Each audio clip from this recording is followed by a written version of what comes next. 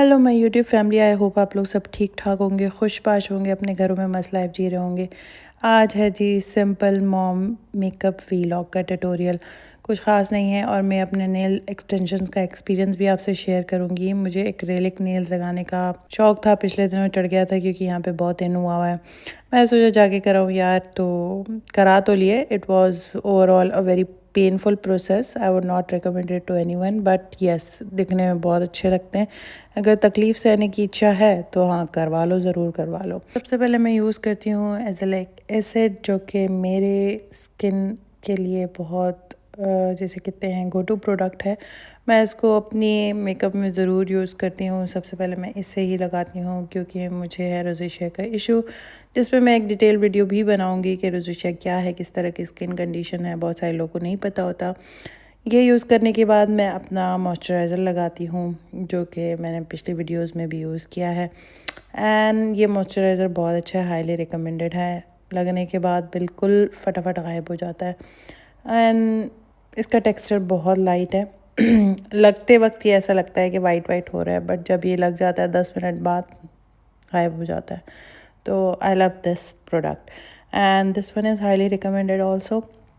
सो या let's go to the next product. And उसके बाद मैं लगाती हूँ अपना प्राइमर, जो कि मैंने शिकलाम से लिया था, जो कि मेरा ज़बरदस्त गो टू प्रोडक्ट है। ये भी शिकलाम का जो फाउंडेशन है उसका टेक्सचर बहुत थिक है, तो मैं उसको मॉइस्चराइज़र में मिक्स करके लगा लेती हूँ ताकि उसका जो टेक्सचर है वो थोड़ा थिन हो जाए और लाइट वेट लगे, थोड़ा हैवी लुक ना आए, मतलब मेकअप की प्रॉपर ना हैवी मेकअप किया हुआ है।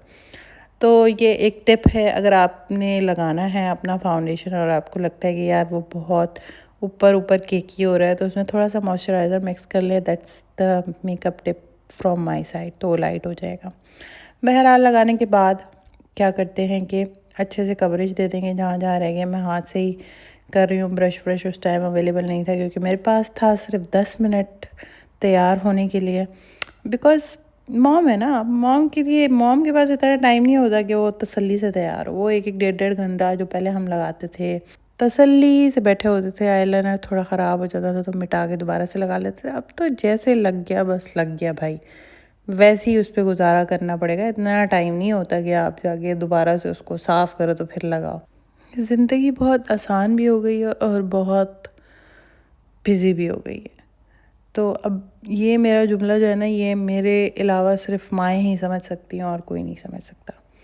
उसके बाद जी मैंने अपने आईब्रोज़ पे बहुत ज़्यादा फाउंडेशन मल दिया था, तो मैंने थोड़ा सा उस पर तो ब्रोज ट्रांसपेरेंट जेल लगा लिया है। और इसके बाद मैंने मस्कारा यूज़ किया है अपना। That one I seriously I bought this from Miniso, but I love it.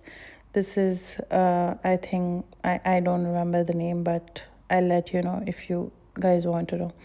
And then I'm just using tint everywhere, on my cheeks, on my lips, on my eyelids, everywhere. I love tints. And this one is also from Shiklam.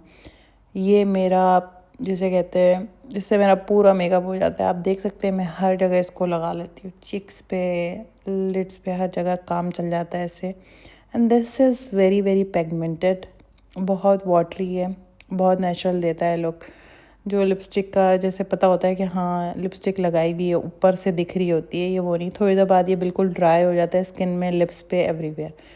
So makeup complete हो गया, बस यही mom makeup था। And then I am doing my hairdo, और ये मैं use कर रही हूँ one step hair dryer from Revlon, जो कि मैंने मंगाया था for the trial. And seriously आपको ब्लो ड्राई करने के लिए सैलून जाने की ज़रूरत नहीं है। आपने ये ले लिया, आप बाल 50% सुखा लो और उसके बाद इससे ब्लो ड्राई करो। It's very easy to use.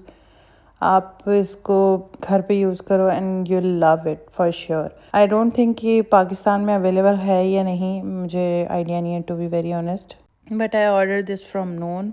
And मैंने इसको डिस्काउंट में लिया था जब 11 की सेल लग रही थी, तो it was around 100 dirhams, 110 dirhams और समथिंग। सो पाकिस्तानी बन जाते हैं 8,000, which is I think better than Dyson. जो लोग डायसन के पीछे भाग रहे हैं, it will do the same thing guys. मैंने अभी तक डायसन वैसे ट्राई नहीं किया। तो काम कर सकता है, ड्राई कर सकता है, then why you are wasting your money for Dyson right. वैसे भी यार डायसन बहुत महंगा है, आउट ऑफ बजट जा रहा है, थोड़ा सा डिस्काउंट वगैरह लगाएं कुछ। मज़े की बात ये है कि 11 पे मैं वेट कर रही थी प्रॉपर कि यार शायद डायसन पे सेल लग जाए, बट नहीं यार, ये जो ऊंचे वाले ब्रांड्स होते हैं ना, ये सेल नहीं लगाते अपने ऊपर। इनको बस होता है यार हमने बस जो प्राइस दे दी बस दे दी, इसमें लेना है तो लो, नहीं लेना तो बाय बाय। लेकिन यार देखा जाए तो है तो ये गलत बात ना, देखो सेल तो लगानी चाहिए। कुछ हमारी तरह के गरीब गुरबा लोग होते हैं जो वेट करते हैं सेल्स का, सेल्स में चीज़ें उठाते हैं। तो यानी जो अमीर होगा why would they wait for sale, आप समझे ना इस बात को। ये क्यों करते हैं ब्रांड्स वाले, मेरी आप सबसे दरख्वास्त है कि आप लोग सेल लगाया करो यार, क्या बकवास है ये। अब बहुत सारे बड़े ब्रांड्स को मैंने देखा है जो मतलब थका हुआ रिजेक्टेड माल होता है ना, मतलब जो किसी ने नहीं लेना होता, गंदा, जो पिछले साल के स्टॉक पड़े होते हैं, उन चीज़ों पे सेल लगा देते हैं। ऐसी सेल का क्या फ़ायदा, सेल में तुम ऐसी चीज़ें बेच रहे हो जो ना लेने वाली हो। मुझे समझ नहीं आता कि फिर वो लोग ले भी लेते हैं, वो मतलब चॉइस खैर अपनी अपनी होती है, मैं क्या बोलूँ। लेकिन यार रिजेक्टेड माल पे सेल क्यों लगाते हो, क्यों लगाते हो? जो अभी का स्टॉक है, इस साल का स्टॉक है, उस पर सेल लगाओ ना। और ये जो लिखा होता है फ्लैट 50% ऑफ और नीचे छोटा सा लिखा होता है ऑन सेलेक्टेड आइटम्स, ये क्या होता है यार? छोटा सा लिखने की क्या ज़रूरत है? फ्लैट का मतलब होता ही है कि पूरे स्टॉक पे फ्लैट मतलब 50% ऑफ है। खैर यहाँ पे सेल तो जेन्युइन ही होती है, ऐसा नहीं होता कि जैसे पाकिस्तान में होता है कि ना, मतलब ब्रांड का नाम नहीं लूँगी। एक दफ़ा मैंने गई थी तो वो ना उस पर प्राइस टैग लिखा हुआ था 10,000 का, तो उन्होंने क्या किया कि उस पर नया प्राइस टैग लगा के 15,000, डिस्काउंटेड प्राइस ना 11,000 लिखती थी। तो इस तरह के फ्रॉड कम ही होते हैं यहाँ पे, क्योंकि मैं ख़ुद सेल्स पे ही शॉपिंग करती हूँ। मैं नॉर्मली मतलब ऐसे पैसा नहीं उड़ाती हूँ यूँ करके, हाँ बहुत सोच समझ के शॉपिंग करती हूँ मैं। तो मुझे आइडिया है कि हाँ जेन्युइन होती है, लेकिन यार समटाइम्स आई फील कि यार रिजेक्टेड आइटम्स रखे हुए हैं, ये क्या बकवास है। स्पेशली जो जो बड़े ब्रांड्स हैं वो ये काम ज़रूर करते हैं। उनको उनको होता है कि यार तो बिक नहीं रहा तो इस पे लगा दो सेल, तो ये नहीं बिक जाएगा। और आई डोंट नो कि लोग लेते हैं या नहीं, हर किसी की अपनी अपनी चॉइस होती है, लेकिन बहुत ही सड़ा हुआ माल होता है समटाइम्स यार, which is I think insult है ये बड़े ब्रांड्स की। मेरे बैकग्राउंड में जो मैस हुआ है उसको इग्नोर करना। I was very very busy since 1 month. कुछ कमिटमेंट्स, कुछ गेट टुगेदर थे फैमिली फ्रेंड्स के साथ, and I was totally occupied with them. So मुझे एडिटिंग का बिल्कुल टाइम नहीं मिल पा रहा था, बिकॉज हम हैं tiny YouTubers and we need to upload videos every week. Like you should not take gaps, वरना तो आपका चैनल बूस्ट नहीं करेगा एंड आपको अच्छे व्यूज़ नहीं मिलेंगे। So this is the thing you should also note if you are planning to start your YouTube channel. And I already took 1 month gap, so I hope YouTube का algorithm मुझे ना भूला हो।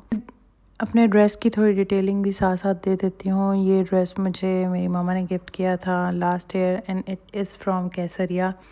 And finally मेरे बाल almost हो गए हैं ब्लो ड्राई। ब्लो ड्राई तो नहीं हुए, ड्राई ही हुए हैं, क्योंकि ब्लो ड्राई का प्रॉपर टाइम नहीं था। बट येस, इसके लिए प्रॉपर टाइम चाहिए होता है, आपको अच्छे से ब्लो ड्राई करने हैं एंड आप कर्लर यूज़ करें। जैसे कि मैंने अपने पिछली वीडियो में आपको बताया था कि आप कर्ल करें या ब्लो ड्राई करें, आप कर्लर यूज़ करें उसको लॉन्ग लास्टिंग रखने के लिए।